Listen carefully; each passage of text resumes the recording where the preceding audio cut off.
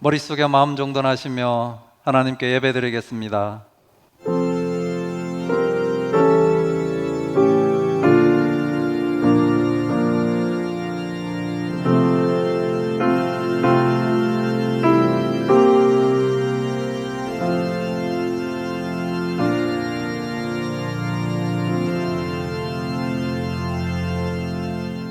시온에 따라 크게 기뻐할지어다.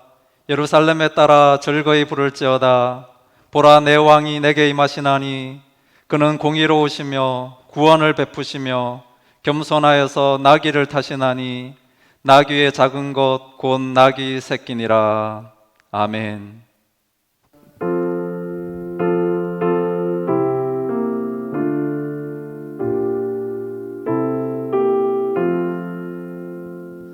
주 달려 죽은 십자가 우리가 생각할 때에 세상에서 난 욕심을 헛된 줄 알고 버리는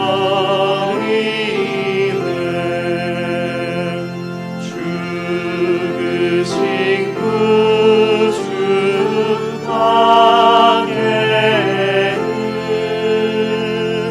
사랑을 알게 하소서. 오혈의 공로 힘입어 교만한 마음을 버리네. 못 박힌 손발 보니 큰 잠이 나타내셨네.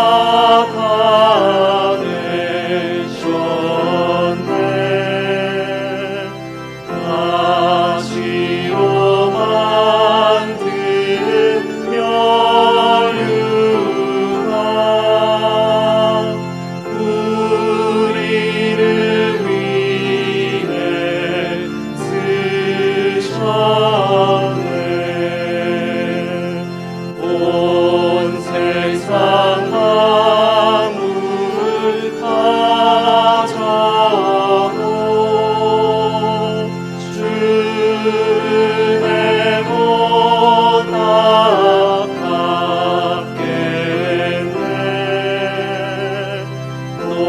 놀라운 사랑 받은 나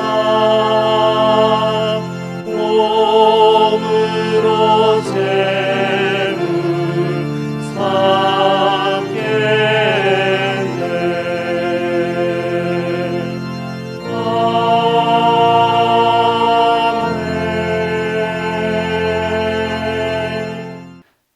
한 주간 자신의 삶을 되돌아보시며 자신이 지은 죄를 고백하는 참회의 기도와 함께 감사의 기도를 아울러 드리겠습니다.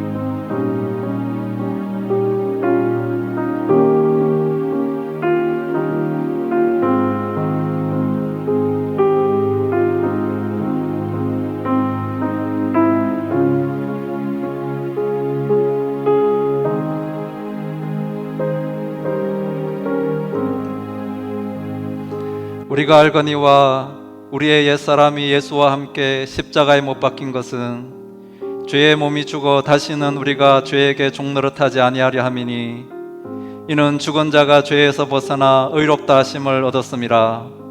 만일 우리가 그리스도와 함께 죽었으면 또한 그와 함께 살 줄을 믿노라. 아멘.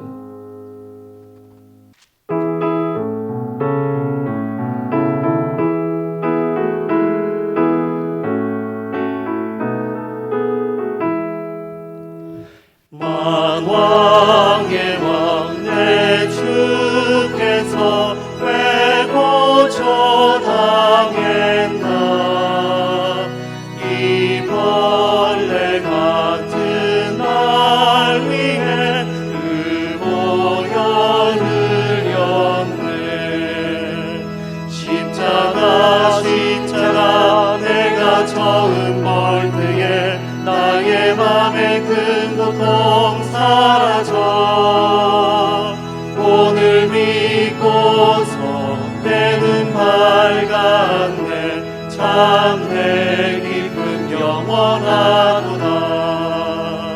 주 십자가 못 박힘은 속죄함 아닌가. 그 긍휼함과 그 은혜 말할 수 없도다. 십자가 내가 처음 볼 때에 나의 맘에 큰 고통 사라져. 오늘 믿고서 내 눈 밝았네. 참 내 기쁨 영원하도다. 누구로도 그 큰 은혜 다 갚을 수 없네. 나 주님께 몸 바쳐서 주의 일 입으리. 십자가 내가 처음 볼 때에 나의 맘에 큰 고통 사라져. 오늘 믿고서 내 눈 밝았네. 참 내 기쁨 영원하도다.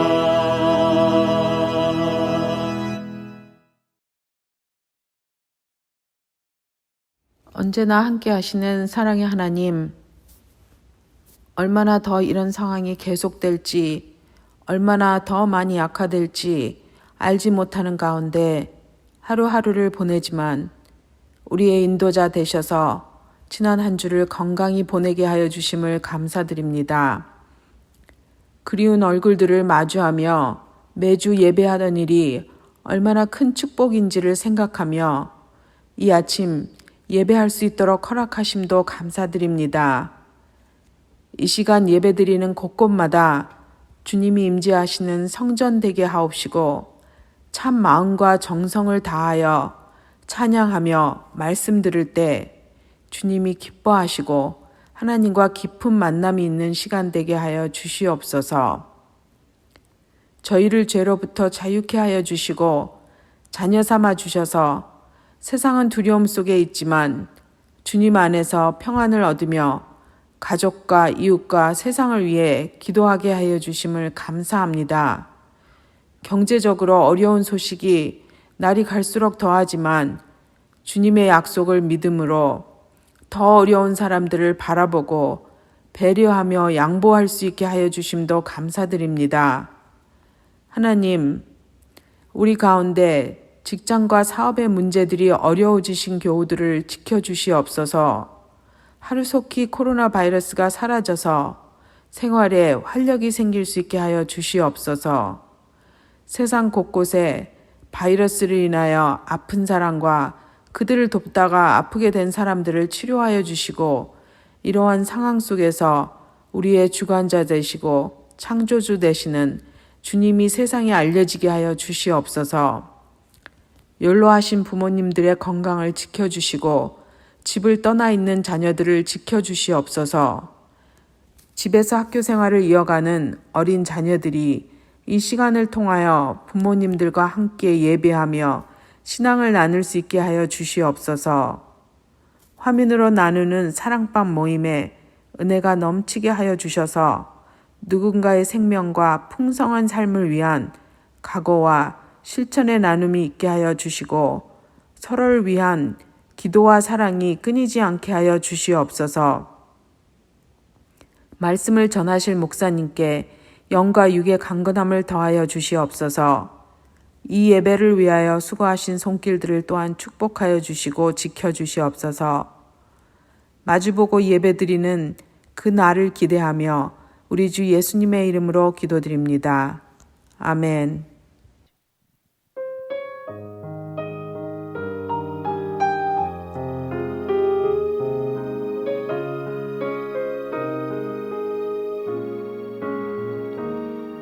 우리 주님 주신 것은 예물로 드립니다. 하나님 나라 온갖 좋은 것으로 넉넉하게 하시고 누군가의 생명과 풍성한 삶을 위해 살게 하소서.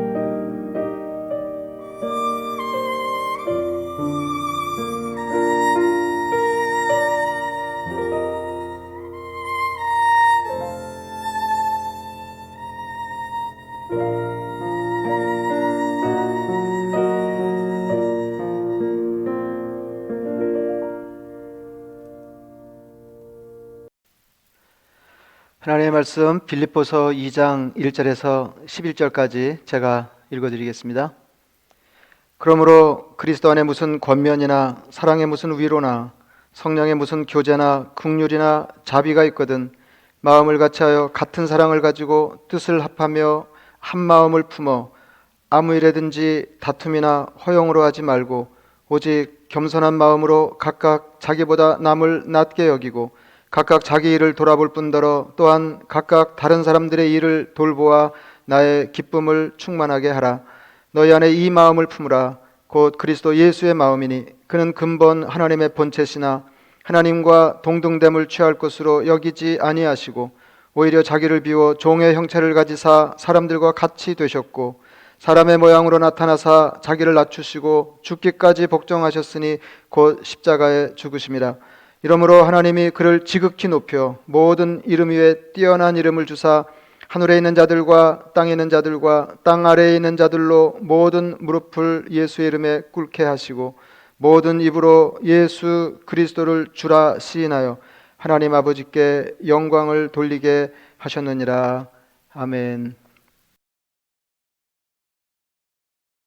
4월 경건훈련 주제는 십자가 영성입니다. 우리 신앙의 근거가 되는 두 축이 있다고 하면 예수님의 십자가와 부활입니다. 인류 역사를 통틀어서 가장 중요한 사건이 뭐냐? 그러면 예수 믿는 사람들은 누구나 할 것 없이 다른 거 다 제쳐주고 예수님의 십자가와 부활입니다. 이렇게 이야기해야 할 것입니다. 개인사도 마찬가지입니다. 내 생애 가장 큰 사건이 뭐냐? 내 생애 가장 두드러지는 사건 10가지를 들어보시오. 그러면 이제 사람에 따라서 다를 수도 있고 또 더러 겹칠 수도 있겠습니다만은 가장 중요한 사건이 뭐냐? 그러면 예수 믿는 사람들은 다 너나 할 것 없이 예수님의 십자가와 부활을 믿어 하나님의 자녀가 되어 이 땅에서부터 천국 백성의 삶을 사는 것입니다. 살게 된 것입니다. 이렇게 대답해야 할 것입니다. 그리스도에는 주님의 십자가와 부활을 중심으로 삶이 새롭게 구성된 사람입니다. 듀크 대학교 신학부 교수인 스탠리 하우어스는 십자가를 다루는 그 책에서 이렇게 말했습니다. 나는 우리 그리스도인이 믿는 것이 세상에 있는 것 가운데 가장 이성적이고 상식적인 이야기라고 믿는다. 그러니까 십자가를 설명하는 책에서 이렇게 말한 것입니다. 그러니까 그의 믿음이 상식처럼 편안하게 됐다. 이제 그런 말입니다. 이제 믿음이 온전히 이해되고 세상의 다른 상식들처럼 편안하게 되었다. 이제 그런 고백입니다. 그러니까 이 신학자뿐만 아니라 예수 믿는 사람들은 이제 우리를 포함해서 모든 사람들이 다, 그러니까 대부분의 사람들이 예수님의 십자가와 부활을 덧입어서 하나님의 자녀가 되는 하나님의 구원 방식에 대해서 대단히 익숙합니다. 그리고 이 스탠리 하우어스처럼 우리에게는 이미 자연스러운 이야기여서 신앙의 상식처럼 되어 있는 일이지만은 당시 사람들에게 십자가는 도무지 이해할 수 없는 일이었습니다. 이제 굳이 뭐 따진다고 그러면은 옛날, 그러니까 우리는 얼른 생각하면 2000년 전에 예수님의 기적을 목도하고 그 가르침을 육성으로 들었던 사람들이 훨씬 더 주님을 우리 구주로 모셔드리는 일이 수월했을 것이다, 이렇게 잘못 생각하기가 쉬운데 사실은 그렇지 않습니다. 그러니까 십자가에 관해서도 마찬가지예요. 십자가도 이제 굳이 비교하자 그러면은 이 과학이 세력을 얻은 21세기 요즘 사람들이 십자가를 받아들이는 것보다, 십자가를 믿고 하나님의 자녀가 되는 것보다 2000년 전 예수님 당시에 그 사람들이 십자가를 수용하고 예수를 그리스도로 받아들이는 일이 훨씬 더 어려웠을 것이다, 그렇게 짐작할 수 있습니다. 1세기 유대인 정치가이며 역사가였던 요세푸스라는 사람은 십자가 처형을 가장 끔찍한, 가장 처참한 죽음이라고 말했습니다. 예수님 당시 사람들에게는 십자가가 십자가가 듣기만 해도 끔찍한 것이었습니다. 그러니까 그 옛날 사람들이 뭐 이렇게 기여가 있어서 요즘 사람들 그 뭐 목에 목걸이를 장식으로 달고 다닌다든지 이런 거 보면은 이게 기절할 일인 거죠. 기절할 일입니다.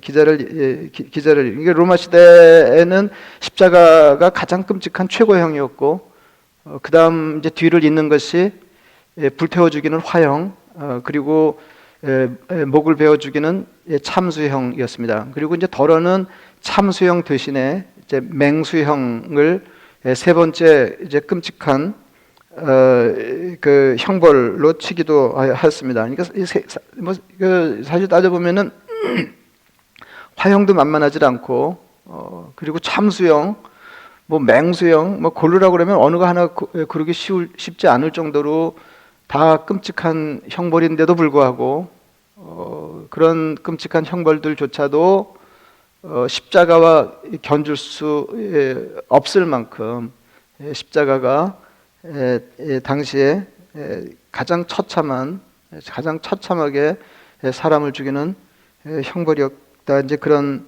말씀입니다. 그러니까 여러분 생각해 보세요. 그렇게 이제 끔찍한 십자가에 무참하게 죽은 사람을 하나님의 아들로, 그리고 우리 인류의 구세주로 받아들이는 일이 쉽지 않았을 것이다 하는 것 짐작할 수 있습니다.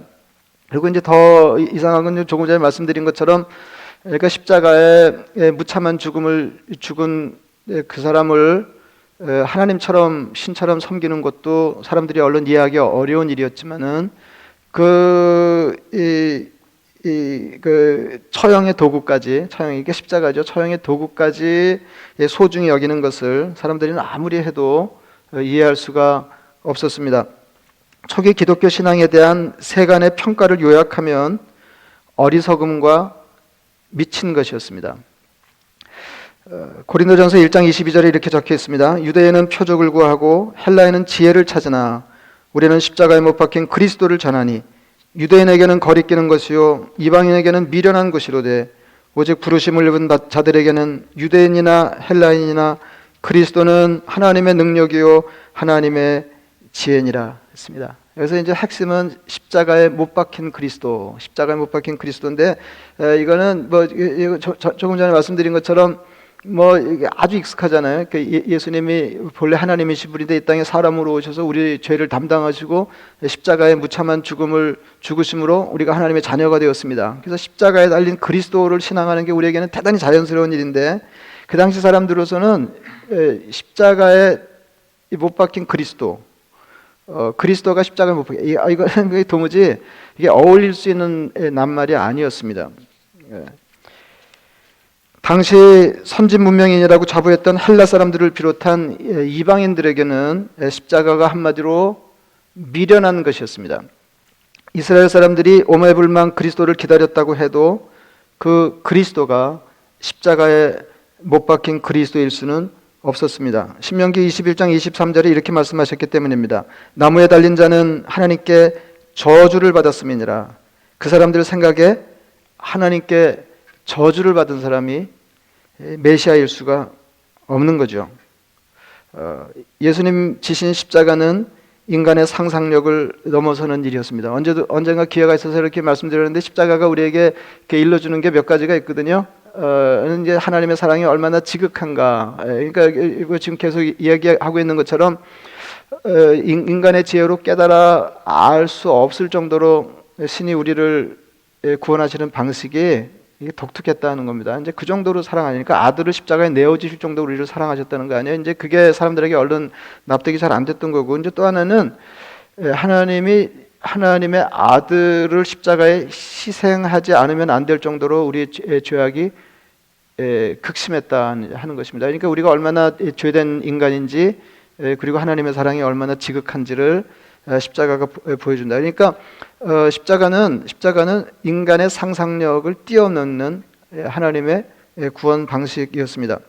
하나님이 인간을 그렇게 사랑하시는 것을 사람들은 도저히 생각할 수가 없었습니다. 그래서 리차드 크래쇼라고 하는 사람이 시에 비싼 거래라고 했는데, 거기서 이렇게 노래했습니다. 주여, 인간이 무엇입니까? 왜 당신에게 그토록 비싼 값을 치르게 합니까? 그의 몰락이 당신에게 손해될 게 무엇입니까? 주여, 인간이 무엇이기에 당신은 그 과도한 값을 치르고 기껏해야 아무것도 아닌 것을 사셨습니까? 성령의 도우심이 아니면 인간의 지혜로 그리스도를 받아들여서 하나님의 자녀가 될 수 없습니다. 이제 이게 왜 그러냐면, 우리는 다행히 여러분 중에는 고심 끝에 예수님을 신앙하기로 결단한 분들이 없지 않겠지만은, 어쩌다가 예수 믿는 게 너무너무 감사해요. 왜냐하면 이게 따져서 예수 믿기가 쉽지를 않거든요.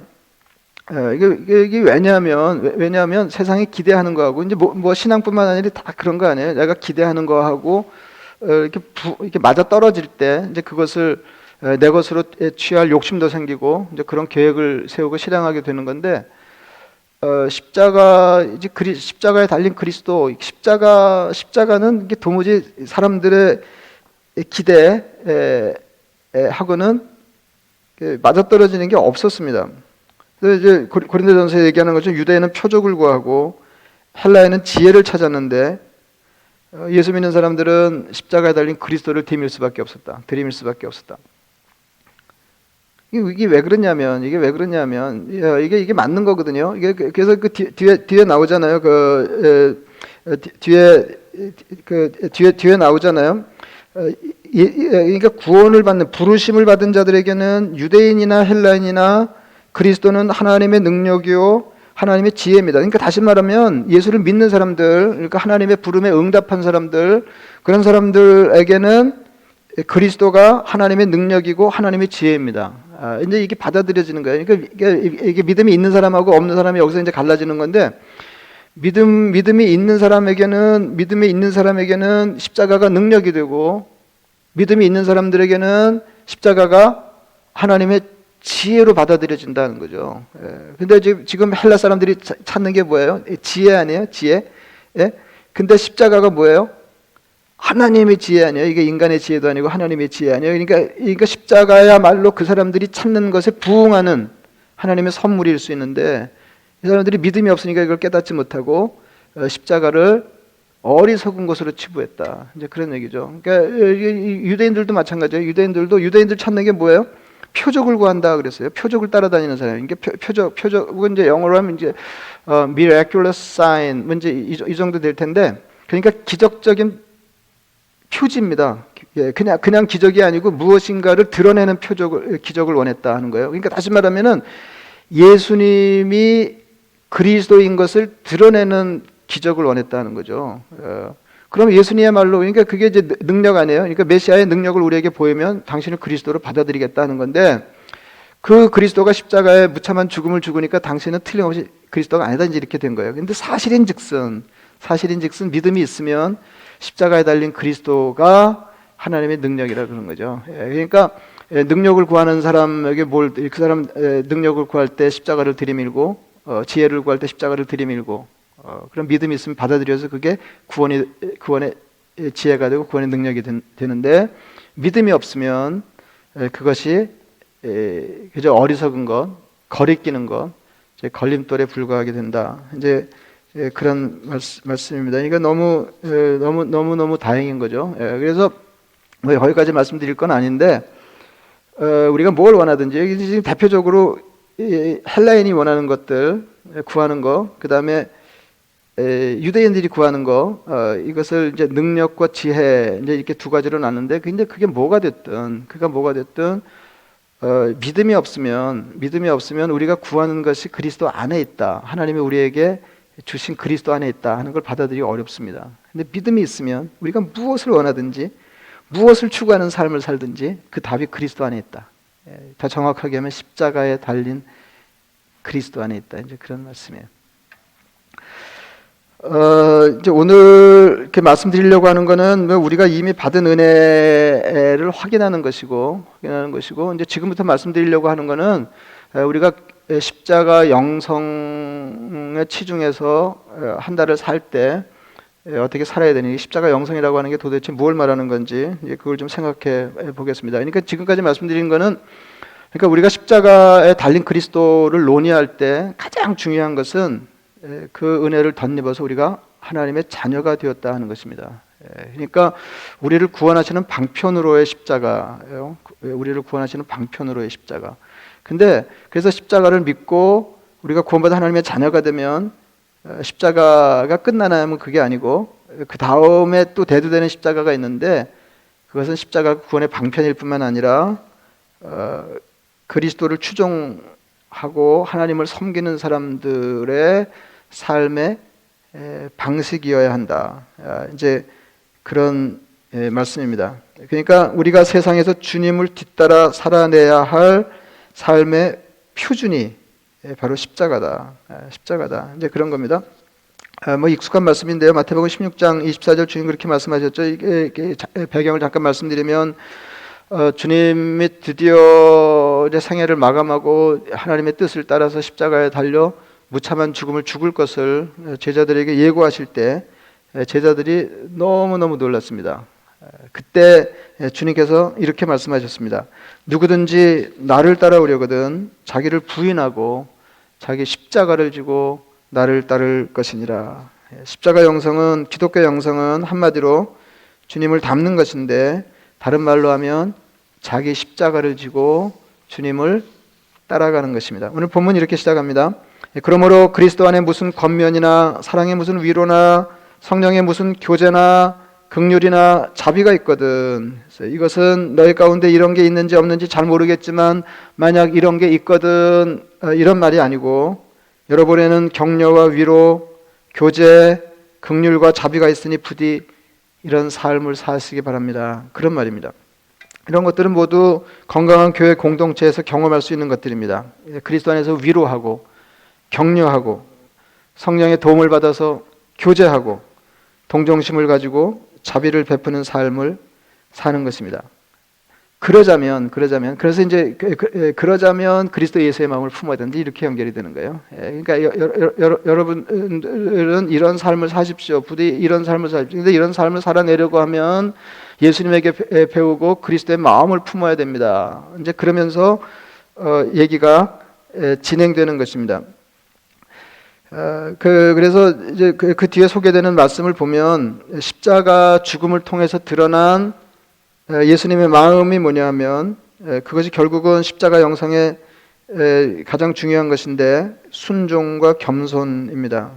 예수님 본래 하나님이신데 자기를 낮추셔서 사람의 모양으로 그것도 종의 모습을 가진 사람이 되셨고 자기를 한없이 낮추셔서 십자가에 죽기까지 복종하셨다 하는 것입니다. 그래서 순종과 복종 이게 영성의 핵심이에요. 하나님께 순종하고 그래서 하나님이 기대하시는 삶을 겸손하게 살아가는 것, 십자가를 겸손하게 살아가는 것 이것이 십자가 영성입니다. 사실은 이렇게 겸손이 좋은 건데요. 겸손이 좋은 건데 다른 사람 겸손한 건 참 보기가 좋은데 내가 겸손하기가 쉽지를 않습니다. 뭐 뒤집어도 마찬가지죠. 다른 사람 교만한 건 꼴 보기 싫은데 내가 교만하지 않기는 좀 어려워요. 근데 이제 문제가 그거 아니에요. 가진 것도 없이 교만한 거 아니에요? 가진 것도 교만한 거. 가진 거. 그러니까 이게 이제 그렇게 보면 이게 우리 처지와 꼬라지를 생각하면은 겸손은 뭐냐 하면 자기를 있는 그대로 들여다보고 자기 꼬라지에 맞게 처신하는 게 겸손인데 사람들이 다 그렇지 못하니까 이해되게 하기 위해서 자꾸 이제 낮추는 거다. 이제 그렇게 설명을 하는 겁니다. 그래서 예수님이 이미 보여주신 것처럼 겸손하면 다른 사람을 둘러보게 되고 겸손하면 다른 사람 입장을 생각하게 됩니다. 그러니까 이게 겸손은 그냥 이렇게 다른 사람 앞에서 나를 그냥 이렇게 낮추는 게 아니고요. 이렇게 낮출 때 나타나는 효과 때문에 이제 겸손이 중요하게 처지는 겁니다.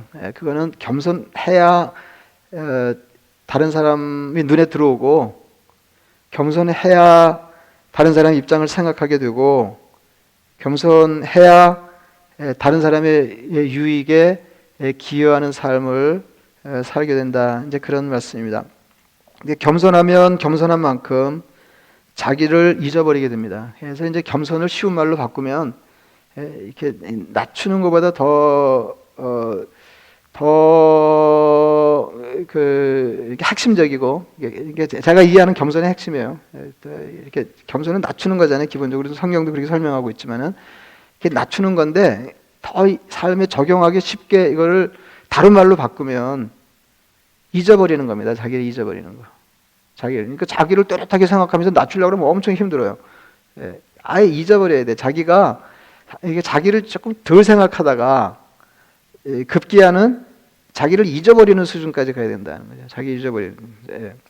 찬송가 288장은 이렇게 노래합니다. 뭐 컨디션이 좋으면 그냥 한번 부르면 좋겠는데 뭐 그럴 건 아닌 것 같고, 주 안에 기쁨 누림으로 마음의 풍랑이 잔잔하니, 주 안에 기쁨 누림으로 마음의 풍랑이 잔잔하니. 그래도 좋죠. 그냥 이것만 그냥 내쳐 불러도 좋을 것 같아요. 주 안에 기쁨 누림으로 마음의 풍랑이 잔잔하니. 그러니까 이렇게 막 환경이 어지러울 때는 자꾸 이렇게 들러보고 그러면 평안이 잘 안 와요. 이렇게 주 안에 기쁨 누림으로 마음의 풍랑이 잔잔하니. 그 다음에 기가 막히죠. 그 다음에 세상과 나는 간 곳 없고 구속한 주만 보이도다. 어지러운 세상도, 그다음에 복잡하게 짝이 없는 나도 없고 구속한 주만 보입니다. 그러니까 내가 없어야 내가 행복합니다. 이걸 우리가 경험이 아주 없는 건 아닌데 이걸 깨달아 알고 지속적으로 마음에 챙기는 게 쉽지 않아요. 내가 없어야 내가 행복하다. 무슨 뭐 굉장한 철학 같지만 여러분 다 아시는 건데요. 이게 이른바 무아지경입니다. 무아지경이에요. 내가 없는 경지죠. 내가 없는 경지. 그러니까 무아지경 그러면 대체로 평안하고 행복한 걸 얘기하는 거잖아요. 무아지경. 그러니까 대상에 몰입해서, 그러니까 이게 사물이든 사람이든 이렇게 어느 대상에 몰입해서 자기를 잊어버리는 순간이 있을 수 있는데 그때야말로 행복하다는 거죠. 그때야말로 정말로 행복하고 평안하고. 겸손은 나 없이 나도 행복하고, 이게 말 되죠? 나 없이 나도 행복하고. 그러니까 이제 다른 사람과 관계에서 자꾸 내 행복을 먼저 생각하고 챙기려고 그러면 내 행복도 무너지고 다른 사람 행복도 보장이 안 되는 거예요. 거꾸로 얘기하는 게 더 좋겠네요. 다른 사람 행복도 무너지고 내 행복도 보장이 안 된다. 그래서 겸손은 나 없이 나도 행복하고 나 없이 남도 행복한 것입니다. 내가 나를 잊어버릴 때 다른 사람이 행복한 건 얼른 이해가 되잖아요. 근데 조금 더 생각하면 그 다음 것도 이해가 돼요. 내가 나를 잊어버리면 나도 행복하다. 겸손은 나와 다른 사람을 하나 되게 하고 보다 풍성한 삶으로 인도합니다. 그래서 우리가 기치를 내건 게 누군가의 생명과 풍성한 삶을 위해 예수님이 이 땅에 오셔서 한 생애를 그렇게 살다 가신 것처럼 우리도 이 땅에 살아 숨쉬는 동안에 주님의 당부를 뒤쫓아서 누군가의 생명과 풍성한 삶을 위하여 한껏 삶을 살겠습니다. 이제 이게 우리 다짐이고 우리 기도인데 이제 그렇게 하려고 그러면 겸손해야 돼요. 겸손해야 돼요. 다시 말하면 자기를 적당히 잊어버려야 된다. 예수님은 겸손한 분이셨습니다. 그러니까 누가 겸손하나 그러면 얼른 예수님 떠올릴 수 있을 만큼 예수님 겸손하신 분이셨습니다. 본래는 하나님이셨어요. 사람의 모양으로 오시는 것도 힘겨운 일인데 거기서도 비천한 종의 모습으로 오셔서 제물로 짐승처럼 죽으셨다 하는 것입니다. 예수님은 자신을 비우시고 낮추시고 목숨을 걸고 순종하셨습니다. 예수님 이처럼 겸손하신 분이셨습니다. 그래서 자신을 비우셨다 하는 거예요. 그게 이제 있는 거하고 비슷하죠. 자신을 비우셨다. 이런 게 다 중요한 말들입니다. 자신을 비우셨다.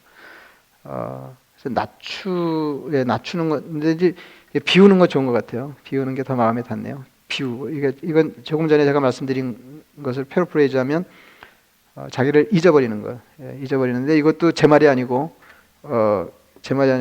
주님이 하신 말씀. 조금 뒤에 읽어드리겠습니다. 근데 이제 항상 이제 그런 말씀 드리잖아요. 이게 누구 좋으라고 우리가 그렇게 하냐. 그래서 이게 뭐 우리가 그렇게 삶을 살면 하나님만 영광을 받으시고 또 우리가 그렇게 행하는 대상으로서의 수혜자들에게만 혜택이 돌아간다고 그러면 이게 우리 같이 믿음이 그냥 알량한 사람들은 이거 해내기가 어려워요. 근데 이제 늘 말씀드리잖아요. 하나님이 무엇인가를 우리에게 당부하시고 뭘 가르치시고 기대하시면 반드시 약속에 따라온다. 그거 아니에요. 그러니까 다시 말하면 우리에게도 유익이 있다 하는 거죠. 우리에게도 유익이 있다. 유익이 있다. 그러니까 유익을 겨냥해서 우리가 주님의 말씀을 따라서 주님이 기대하시는 삶을 살려고 하는 건 아니지만 결과적으로 우리에게 또 유익이 있다. 이제 그런 말씀입니다. 9절에 이렇게 적혀 있습니다. 이러므로 하나님이 그를 지극히 높여 모든 이름 위에 뛰어난 이름을 주셨다. 그리하여 하늘과 땅 위와 땅 아래에 있는 모든 것들이 예수의 이름 아래 무릎을 꿇고 모두가 예수 그리스도는 주님이시라고 고백하여 하나님 아버지께 영광을 돌리게 하셨습니다. 이렇게 얘기하고 있습니다. 그래서 이제 핵심은 뭐냐면 예수님은 자신을 낮추시고 하나님이 그분을 높여주셨다는 거죠. 예수님이 자신을 한없이 낮추시니까 하나님이 예수님을 한없이 높여주셨어요. 그래서 예수 믿는 사람들은 믿는 구석이 있잖아요. 말씀에 따라서 나를 낮추면 하나님이 높여주신다는 거예요. 그죠? 그러니까 하나님이 높이는 걸 방해할 자가 없죠. 그리고 이렇게 자기가 낮아지는데 막 낮아지지 말라고 그럴 사람도 없어요. 그러니까 우리가 맘만 먹으면 이게 뭐 거칠 게 없는 거거든요. 나는 나를 낮추고 하나님이 나를 높여주시고. 근데 그 전례가 뭐냐면 하나님이 예수님이 자신을 낮추시니까 하나님 예수님을 높아주셨다. 그래서 뭐 이렇게 말씀드리기 민망하지만 겸손은 마침내 높아지는 비결이다 하는 것입니다. 겸손은 마침내 높아지는, 그러니까 확실히 높아지는 비결이다. 그러니까 내가 낮추면 하나님이 높이신다. 그러니까 이런 믿음이 있어야 조금 힘들어도 우리가 이 일을 잘 해낼 수 있을 것입니다. 그래서 6절부터 8절까지는 예수님이 주어가 되어서 자신을 낮추는 이야기이고 9절부터 11절까지는 하나님이 주어가 되셔서 예수님을 높이시는 이야기다.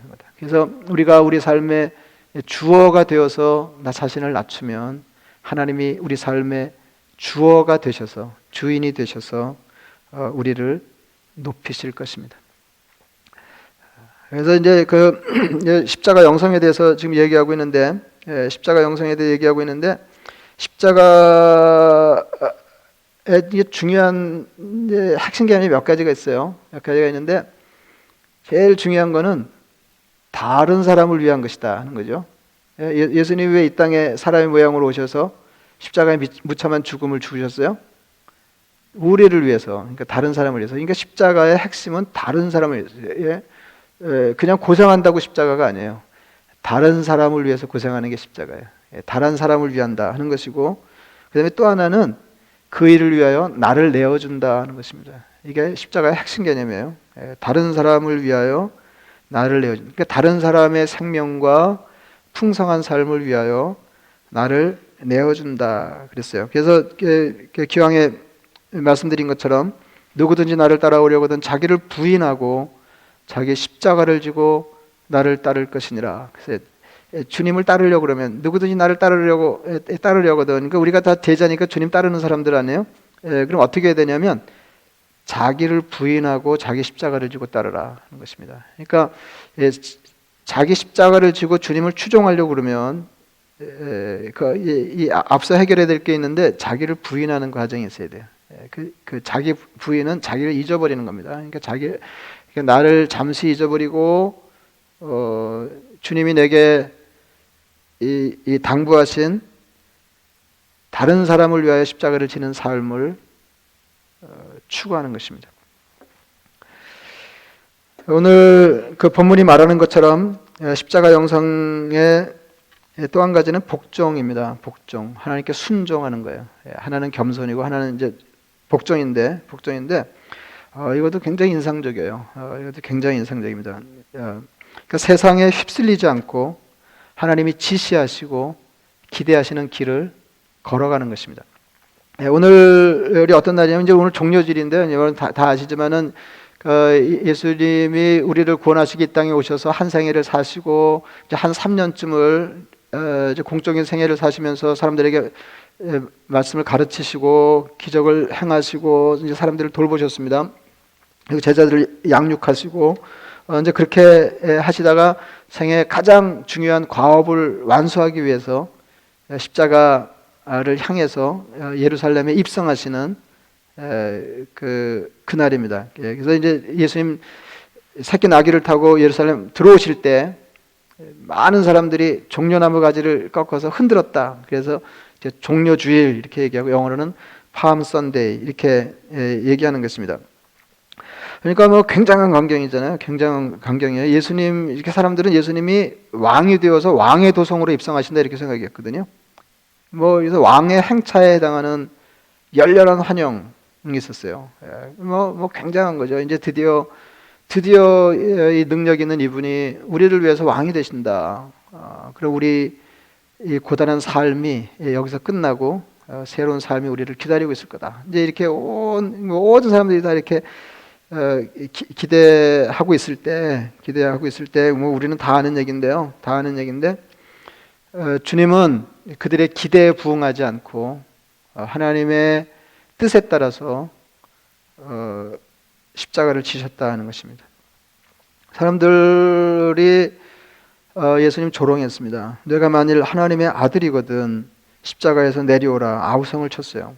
그가 남은 구원하였을 때 자기는 구원할 수 없다 조롱하였습니다. 그런 분위기에서 극한의 고통을 당할 이게 십자가예요. 십자가는 이렇게 육체적으로도 뭐 견딜 수 없는 고통인데요. 그거 못지않게 어려운 게 있는데 그건 심리적으로 당하는 고통입니다. 마음의 고통이 또 극심해요. 십자가라고 하는 거는 다른 사람이 알아주지 않는 길을 그 사람을 위해서 가는 거예요. 이게 참 말이 멋있어서 그렇지 이거 어렵습니다. 이렇게 우리가 다른 사람을 위해서 나를 희생하고 그를 위한 삶을 살고자 할 때 그가 알아줘도 쉽지를 않은데 알아주지 않으면 그리고 오히려 조롱하고 비난하고 이렇게 하는데도 그를 위해서 내쳐 십자가를 지는 삶을 사는 것은 이렇게 만만한 일이 아니다 하는 거죠. 만만한 일이 아니다. 뭐 우리가 익숙하게 아는 말이지만은 장부는 요새는 뭐 여자들 그렇게 씁니다만 장부는 자기를 알아주는 사람을 위하여 죽는다 했어요. 그런 수많은 예가 있습니다. 장부는 자기를 알아주는 사람을 위하여 목숨을 내어놓습니다. 근데 십자가는 뭐냐면 예수님 어떻게 하셨냐면 자기를 알아주지 않는 사람들을 위하여 목숨을 내어놓으셨습니다. 주님은 사람들이 환호하고 부러워하는 길을 걷지 않고 주님의 뒤를 따라서 주님만 하나님만 알아주시는 삶을 사셨습니다. 그래서 주님의 뒤를 따라서 그러니까 사람들의 기대 그 다음에 평판과 하나님이 내게 기대하시는 삶이 어긋날 때 주님의 기대를 따라서 그의 가르치심대로 삶을 살아야 할 것입니다. 복음성가에 이런 가사가 있습니다. 저는 이거 부를 때마다 참 묘한 노래다 이런 생각이 드는데 이렇게 앞으로 처음에 이렇게 뭐 이렇게 작곡하신 분한테는 죄송하지만은 뭐 이렇게 이렇게 뭐 품위가 있어 보이진 않아요. 근데 이제 뒷부분으로 가면 조금 이제 곡이 달라지는데 주님 뜻대로 살기로 했네. 어떻게 생각하세요? 주님 뜻대로 살기로 했네. 주님 뜻대로 살기로 했네. 주님 뜻대로 살기로 했네. 뒤돌아서지 않겠네. 그 뒤에는 그 다음에 이 세상 사람 날 몰라줘도 이 세상 사람 날 몰라줘도 이 세상 사람 날 몰라줘도 뒤돌아서지 않겠네.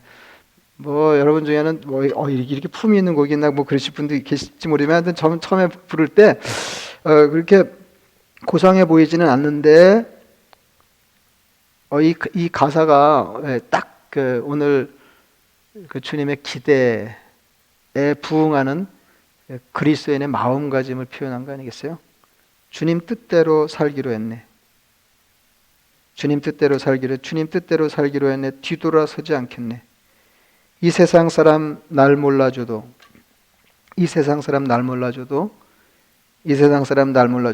다 세 번씩 반복이 됐어요.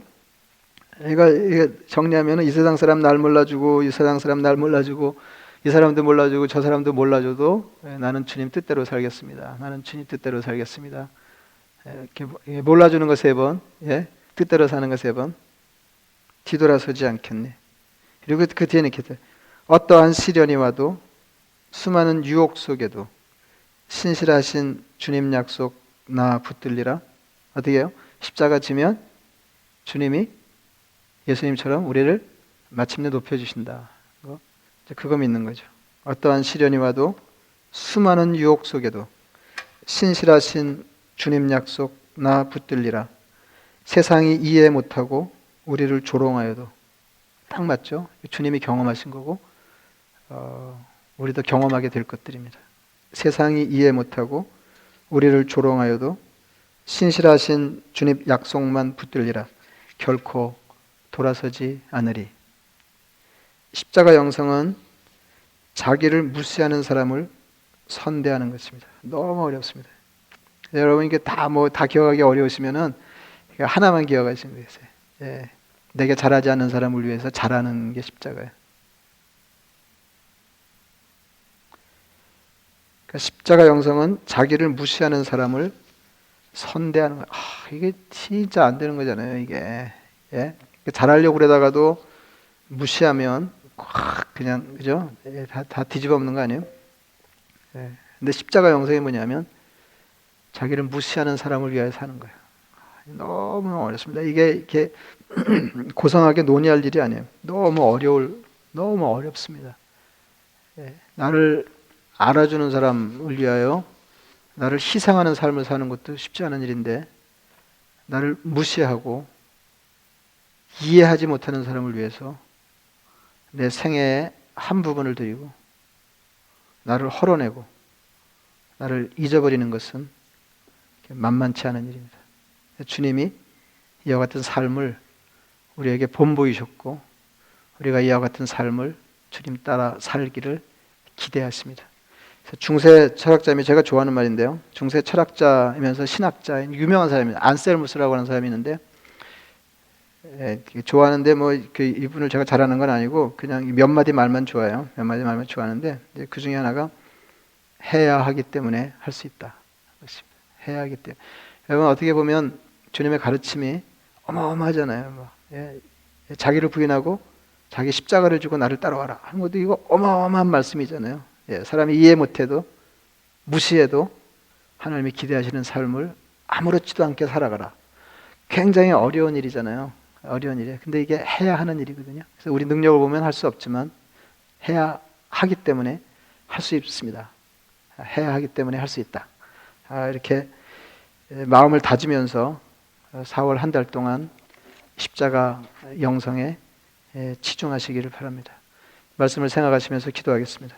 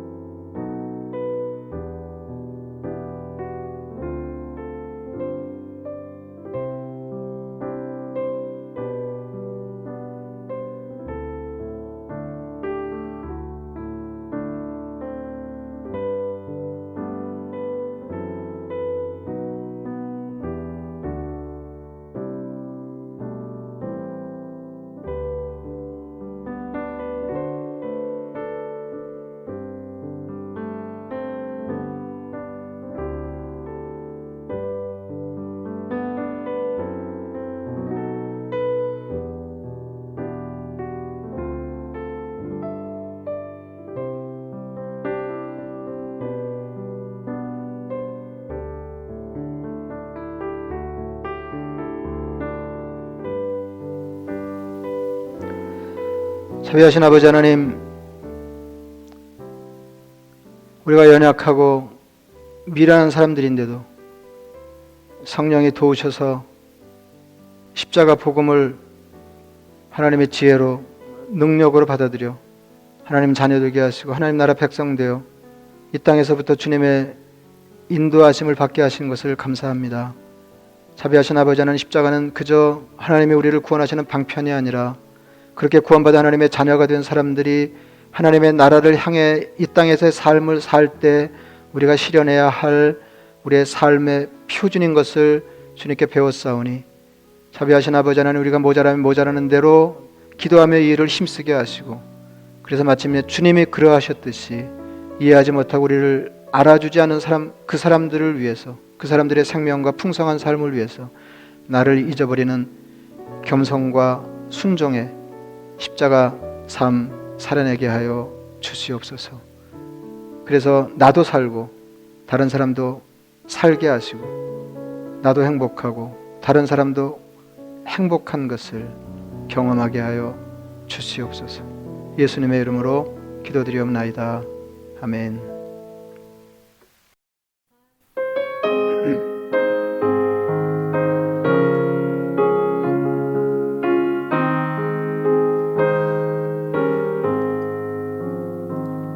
내 주님 지신 십자가 우리는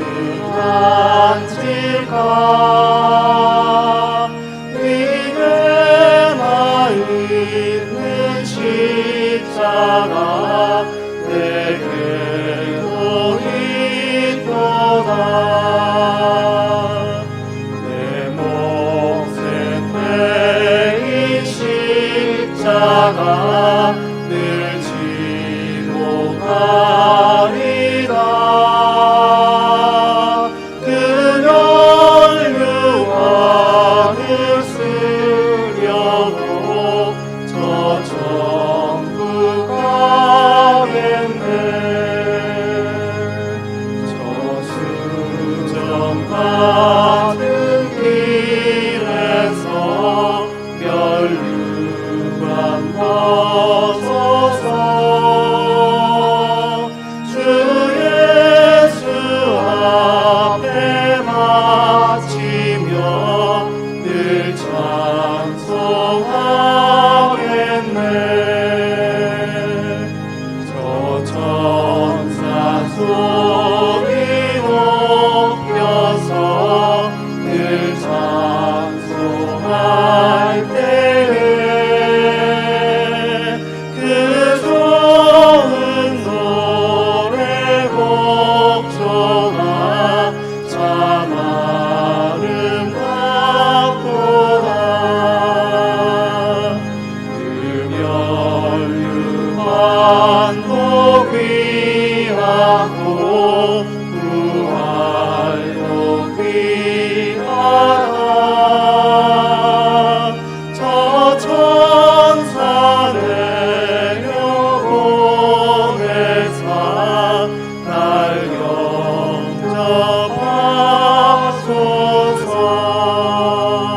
영접하소서 이제는 우리 주 예수 그리스도의 은혜와 하나님 아버지의 극진하신 사랑과 성령의 교통 충만하심이 십자가 은총으로 구원받아 하나님의 자녀가 되어 주님이 기대하시는 대로 내 몫에 십자가를 지고 주님을 따라가기로 다짐하는 하나님의 백성들 머리 위에 이제로부터 영원까지 함께 하시기를 간절히 축원하옵나이다.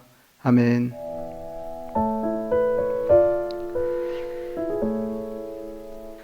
말씀 암송하시겠습니다. 베드로전서 1장 15절에서 16절 말씀, 베드로전서 1장 15절에서 16절 말씀. 오직 너희를 부르신 거룩한 이처럼 너희도 모든 행실에 거룩한 자가 되라. 기록되었을 때 내가 거룩하니 너희도 거룩할지어다 하셨느니라. 베드로전서 1장 15절에서 16절 말씀. 한번 다시 하시겠습니다. 베드로전서 1장 15절에서 16절 말씀. 오직 너희를 부르신 거룩한 이처럼 너희도 모든 행실에 거룩한 자가 되라. 기록되었을 때 내가 거룩하니 너희도 거룩할지어다 하셨느니라. 베드로전서 1장 15절에서 16절 말씀. 감사합니다. 말씀드린 대로 오늘은 그 예수님 십자가 지시기 위해서 예루살렘 입성하신 것을 기념하는 종료주일 예배로 드렸고요. 다음 주일은 부활절 예배로 드리겠습니다. 이게 우리 신앙생활에 예배하는 중에는 가장 큰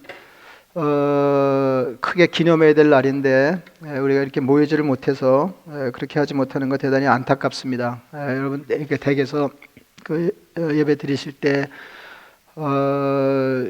오늘이 부활절이다 하는 거 꼭 잊지 마시고요. 그리고 이제 당연히 또 다음 주 내일부터 일주일 동안은 고난 주간입니다.